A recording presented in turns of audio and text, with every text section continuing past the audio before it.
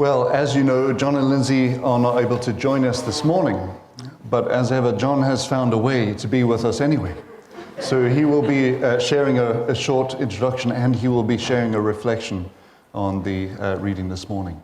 So if we can play the first video from John. Hello. Today we come to the very last of our Sunday themes based on this book by Andrew Allerton. The Bible, a story that makes sense of life. We've already seen how Genesis, the very beginning of the Bible, the origins, it provides answers to the very human longing for meaning. And then Exodus, to the human longing for freedom. And then we've seen how the time of the exile gives answers to the human longing for peace. And then the coming of the Messiah, the coming of Jesus, to the human longing for love. Last Sunday was Pentecost, and we saw how the Holy Spirit provides meaning to our human longing for community. And today is about hope. The Bible offers us hope for a very needy world. And by hope, I mean the hope that things can and will ultimately get better. Of course, if you don't believe in God and if you don't believe in a future life, then you're sort of stuck with things as they are right now. And I don't know about you, but things seem to be getting worse and worse. Now, the philosophers of this current age, they seem to offer us maybe just two possible solutions to the fact that things are getting worse and worse. The one solution is captured in the phrase, "you only live once," or as Andrew Allerton puts it, YOLO, Y-O-L-O, you only live once. Or to put it another way, you might as well eat and drink and be merry, for tomorrow you die. So that solution is basically to ignore how bad things are and just try and enjoy yourself. And yet, as Allerton says, living in that sort of world, the YOLO world, you're still living in a world without hope. And it results in things like FOMO, the fear of missing out, bucket lists that are incomplete, the need to retire as soon as possible while you've still got time to complete your bucket list. And this leads to a lot of anxiety. You've got a limited time left. You don't want to waste it. You're worried about messing up. You've got a fear of failure. You don't want to live with regrets. You've got this desperate need for fulfillment, whatever the cost, and whoever it costs, whoever gets hurt along the way. You must make the most of it. You must feel fulfilled. And behind all of this is the inability to deal with the reality of things like illness and imperfection and disability and ultimately death. So that's the YOLO way. You only live once. But our current secular age also offers an alternative to the YOLO way. One which draws on Eastern philosophies, particularly Buddhism. And this approach probably is best summed up with the word acceptance. Things are bad, things are getting worse, but we might as well just accept it. So forget about the future. If you worry about the future, it only stresses you out. Best to live in the now. Best to appreciate each moment as it happens. And there's a lot to be said to that sort of approach to life, because there's always the danger that we're so busy trying to be happy that we miss out on the joys of the present life altogether. But this approach still has its limits. In fact, the main thing that both the YOLO approach and the acceptance approach seem to have in common is the complete lack of hope. They seem to just turn their backs on the idea that we might have a future to look forward to, and that future is better. And this is what the Bible is offering us. The Bible offers us a third way, which is the way of hope. The Bible itself is a story of hope, from beginning to end. Hope for us, hope for the world. Hope that there will be a day of restoration, there will be a day of fulfillment, there will be a day of justice, that there will be a day of lasting peace. And at the heart of this story is the story of Jesus, the one who first came to start the ball rolling, and who will come again to complete the project. You know, Jesus talks about this future hope quite a lot. And when he does, he uses images that we can all relate to. And we'll see an example of one of these images in today's reading. Today's reading is from Luke's Gospel, chapter 14, reading from verse 15 to the end of verse 24.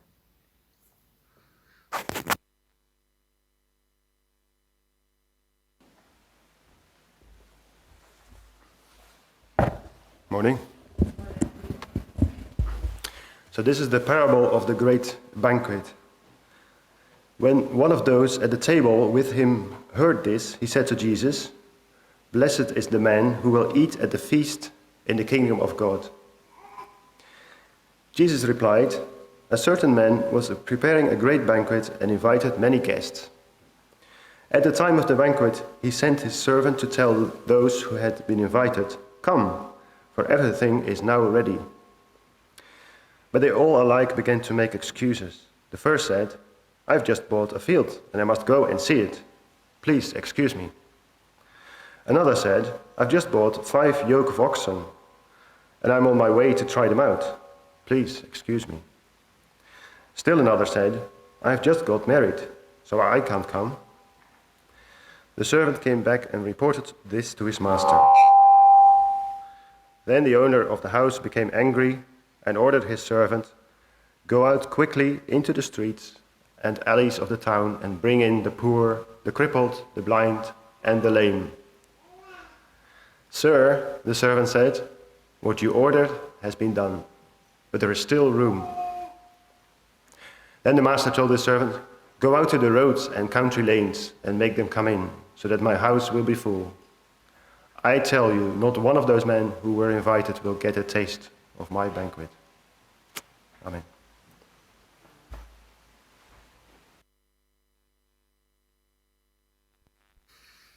A bit of background first. If we go back to the beginning of chapter 14, we see that Jesus has been invited for a meal to the home of a respectable religious leader. You think that would be pretty good. But actually, things have got a bit awkward.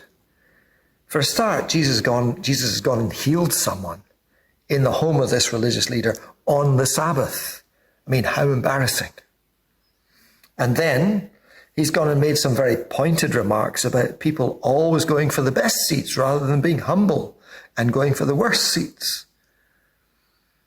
At the table, that is. And then finally, he's challenged them when it comes to inviting people to dinner, not just to invite the people who are on the same class as you or the get on well with you and who you know are going to invite you back. He says you should be inviting people who you know can't invite you back. So by now everybody is feeling a bit uncomfortable, and the host is probably thinking, maybe this wasn't such a good idea after all. But then one of the guests tries to save the situation. He sort of declares in a loud voice, won't it be great when that great banquet of the kingdom arrives? Won't it be such a happy time? I think he's thinking, here's surely something we all agree in, because we all agree that the Messiah is going to come, and when he comes, things will get better. That day of celebration, when God will establish his rule once and for all. Surely we can all agree on that. And in response, Jesus tells them this parable we've just been listening to. Yes, they all shared in the hope of a better world, but as the parable shows, the life to come that the religious leaders thought about was not quite the same as the life to come that Jesus had in mind. A certain man, says Jesus, was preparing a great banquet and inviting many guests. So that great banquet, here's one of the images that Jesus uses lots. It's a popular image in his day. It's a popular image of the life to come, a place of joy and celebration where there'll be no shortage of goods and good things, and there'll be great company. It's a life that's actually captured in the final book of the Bible. Listen to these words from Revelation chapter 21. Then I saw a new heaven and a new earth, for the first heaven and the first earth had passed away, and there was no longer any sea. I saw the holy city, the new Jerusalem, coming down out of heaven from God, prepared as a bride beautifully dressed for her husband. And I heard a loud voice from the throne saying, now the dwelling of God is with humankind, and he will live with them. They will be his people, and God himself will be with them and be their God. And he will wipe every tear from their eyes. There will be no more death, or mourning, or crying, or pain, for the old order of things has passed away. Notice three things about this coming world that is spoken of in that passage. It's going to be real. It's not just a work of the imagination. This is a real world that we're hearing of here. Things will be new. It won't just be a harking back to the good old days. It'll be new. It'll be fresh. It'll be wonderful. And then finally, it'll be a place where there's no evil. There's no sadness. There's no sorrow.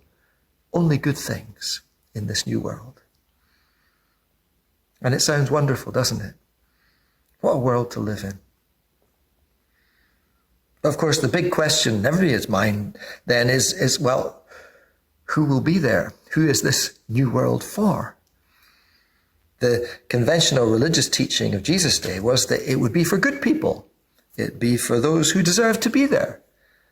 Most particularly, it would be for Jewish people because they were God's chosen people. And it would be for Jews who were very pious and diligent and respectable and upright and holy. So that's the sort of people that conventional thinking suggested might be there to enjoy this new world. But Jesus' parable seems to be turning this way of thinking completely on its head. There'll be room for everyone, he seems to be saying. Everyone will be invited. Respectable and disreputable people, both of them. Good people and no good people, they're still invited. Insiders and outsiders, still invited. In fact, says Jesus, the key thing is not who you are, because everyone is invited. The key thing is whether or not you've accepted the invitation.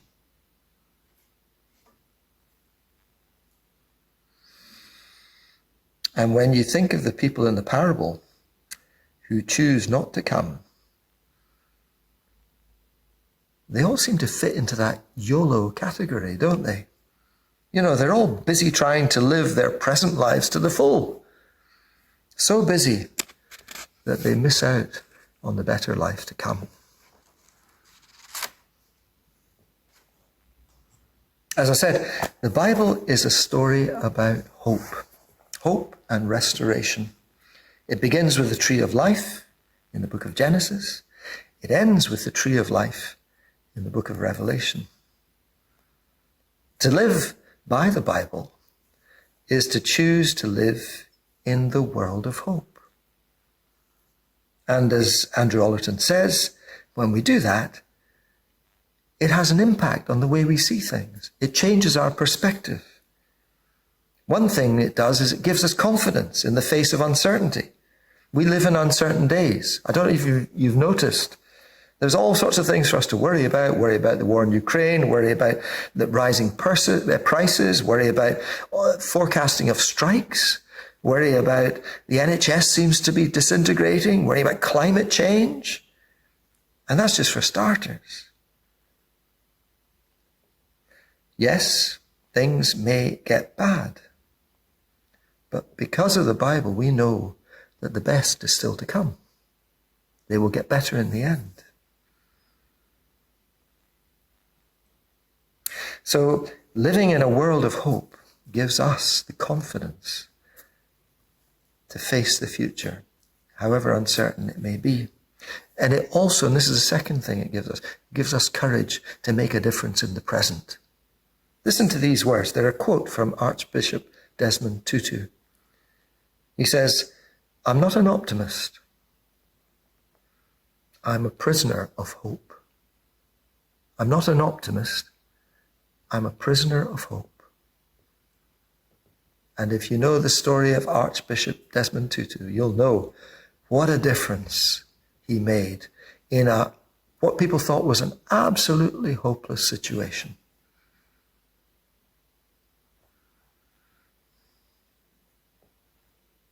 Hope can give us confidence. Hope can give us courage.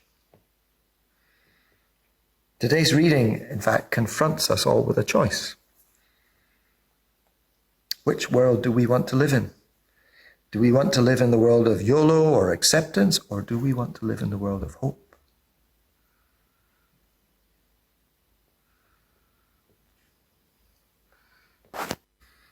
You know, as followers of Jesus, we believe in things like baptism, which is a symbol of God's grace and the new life we have in Jesus. We also believe in things like communion. Communion is a foretaste of that great banquet. It's a foretaste of the life to come. It's an opportunity for us to affirm our belief that we are living in a world of hope. And so, as in Jesus' day, the invitation is there for us all. Jesus is saying, come and join me at my table. Come and be my disciple. Come and we can work together for a better world. Come and we can share in a foretaste of the better life to come.